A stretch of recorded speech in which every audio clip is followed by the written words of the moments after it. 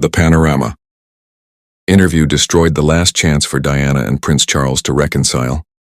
In understanding the emotional legacy of Princess Diana, there is one chapter that continues to haunt the British royal family: the 1995 BBC Panorama interview and the wound it left on her eldest son, Prince William. This narrative begins with a difficult truth to accept. What was once considered the most iconic moment of Diana's honesty was in fact built on manipulation, forged documents, and falsehoods that damaged her life from within. According to Dianorama author Andy Webb, losing his mother in 1997 was not the only tragedy in William's life. For him, the grief cuts deeper because it has now been proven that in the final years of her life, Diana was made to believe in threats that weren't real. She was persuaded to be suspicious, afraid, and doubtful of the very people who were supposed to protect her. Webb describes this wound as a permanent scar, a mark that will never fade, even as William has grown into the heir to the throne and a father of three. And that is why, 3 decades later, William still wants to uncover the full truth: who manipulated his mother, how they did it, and what consequences it had on Diana's life. But this story is not only about a son who lost his mother, it is also about an interview that changed the course of British royal history. In the Panorama interview, Diana revealed her broken marriage, the pressures of the palace, and the loneliness she could no longer hide.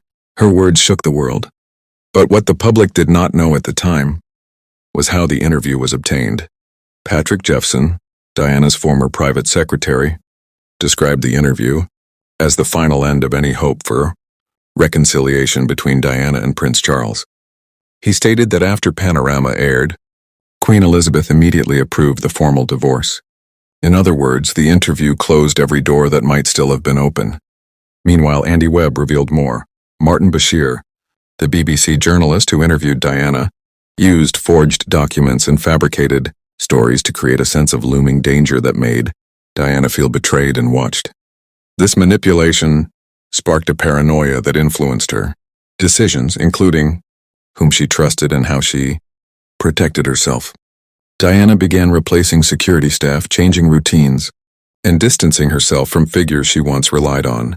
And although we cannot know how her life might have unfolded without that manipulation, many believe that Diana's path could have been very different. Today, when we see Prince William standing as the future king, there is a layer of emotion rarely visible to the public. For William, the investigation into the BBC is not a matter of politics or reputation. It is a journey to seek answers, to restore his mother's dignity, and to ensure that what happened to Diana will never happen again to the next generation.